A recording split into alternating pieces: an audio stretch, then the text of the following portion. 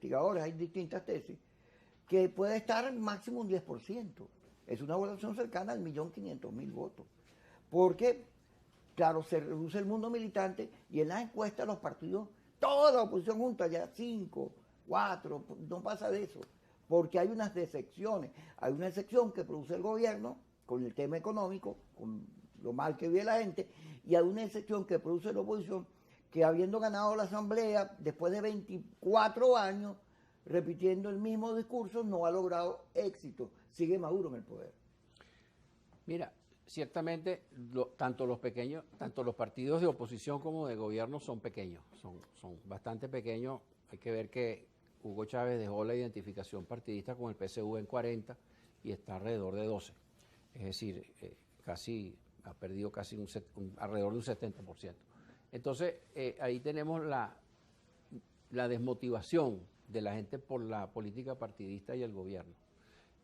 Sumados todos, mira, más la identificación partidista con los partidos de oposición, que está tan bajo como el 5,5%, estamos en un 17, 18 puntos, o sea, quedan 82 puntos por fuera, que pudieran ser captados por la oposición, pero de esos, como dijimos, 5,5% se identifican con los partidos de oposición, todos sumados.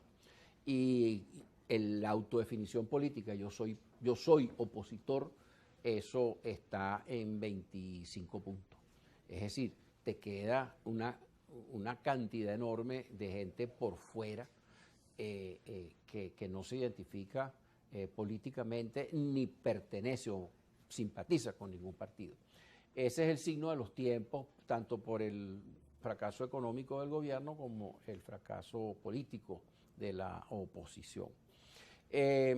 Entonces, yo creo que si, como tú decías, la tesis de que María Corina se vaya por fuera, eso puede, pues, si se va por fuera porque no está de acuerdo con el Consejo Electoral y Andrés Velázquez tampoco está, ni la señora Solórzano tampoco está de acuerdo con la participación del Consejo Electoral, y tienen sus razones por el tema del miedo a que al registrar la huella y al registrar el nombre de la persona, eso se pueda convertir en otra lista Tascón, que fue el diputado del PSV que reveló los nombres de la gente que había pedido el referendo revocatorio contra la gestión de Chávez, y bueno, algunas de esas personas pues tuvieron ciertas sanciones. Por ejemplo, no te contrato más, no te compro más, etc. ¿Qué voto del trabajo? Si trabaja en un ministerio. En algún caso, desafortunadamente, fue así. Pues. Entonces, ahí hay una sustancia que habría que resolver. Y que se puede entender esa posición de no querer la participación del Consejo Electoral en este asunto, en la primaria.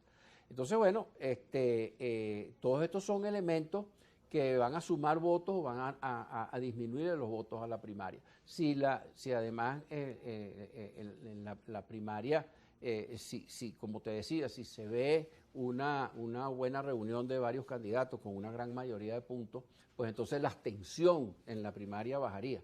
Pero la participación en primaria, como dijimos al principio del programa, es baja, porque son los muy movilizados políticamente los que tienden a votar en este país y en cualquier país del mundo en una primaria.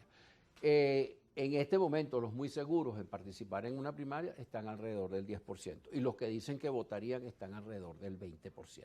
Pero esos factores que se van a ir sumando en el camino de aquí hasta octubre son los factores que le van a sumar o le van a restar a esos números de participación electoral en la primaria. Ajá, fíjate, interesante para meternos en una discusión, porque el tema, lo que más o menos hemos venido insistiendo, es que hay una burbuja en la cual está metido el mundo político, que son las redes. Y en las redes eso es como meterse en una pecera llena de pirañas. Ahí todo el mundo lo que hace es morderse. Entonces, y genera mucho ruido. Cualquier audiencia que empieza a escuchar 42 candidatos, cada uno diciendo cosas distintas, no entiende. Eso es ruido, no entiendo. Entonces, en la primaria votaría el clásico, el básico, el militante, el más allegado. La clase media que se reunía en Caracas salía sola con sus hijitos, el coche, el perrito, la bandera, el pitico. No necesitaba autobuses, se movía sola hacia los centros de concentración, hasta que dejó de hacerlo porque, bueno, se fue frustrando, fue sintiendo que eso no tenía sentido.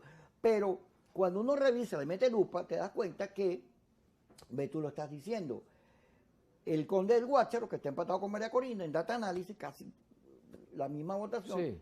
tiene la mayor fuerza en los sectores de esos sectores, por la lista Tacón, por lo que tú acabas de señalar, no votan en las primarias, pero además esos eran votos de Chávez, que ahora no quieren votar por Maduro por la situación del país, pero no les gusta la oposición porque, bueno, tienen 24 años escuchando traidores, leales siempre, traidores nunca.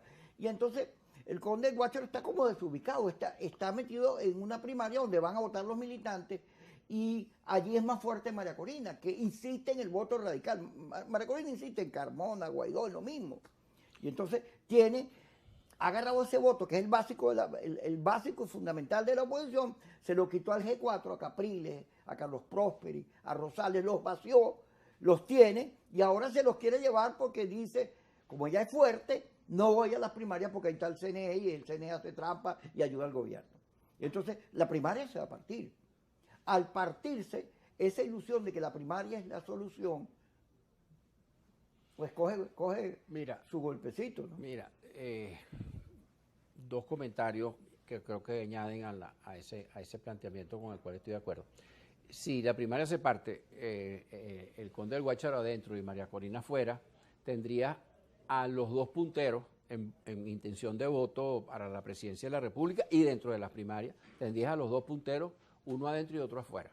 Entonces ya tendrías dos candidatos fuertes que dividirían el voto de la oposición y le allanarían el camino a Nicolás Maduro o a quien quiera que ponga el gobierno como su candidato para repetir en la presidencia de la República.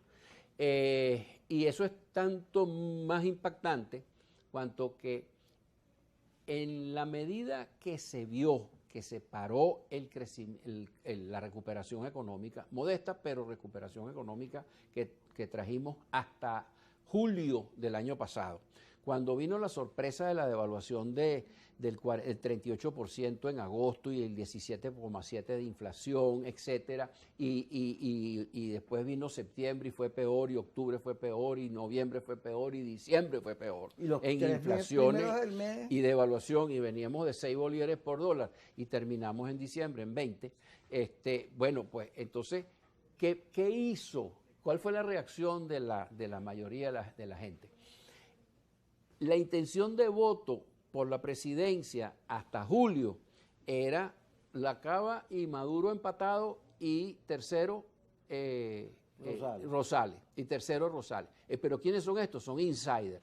Pertenecen al gobierno y a los partidos del estatus de hoy en día.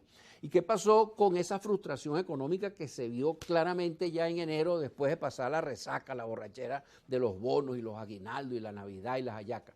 Bueno, saltó María Corina de 7 puntos que tenía debajo de Manuel Rosales, salta a 15 puntos y en febrero y a 18 a fines de abril, y el Conde, que no aparecía, que apareció de golpe, aparece empatado con María Corina en primer lugar. ¿Cuál es el mensaje? Que se está repitiendo el fenómeno de la búsqueda de los outsiders. O sea, los 3 insiders se quedaron básicamente donde estaban.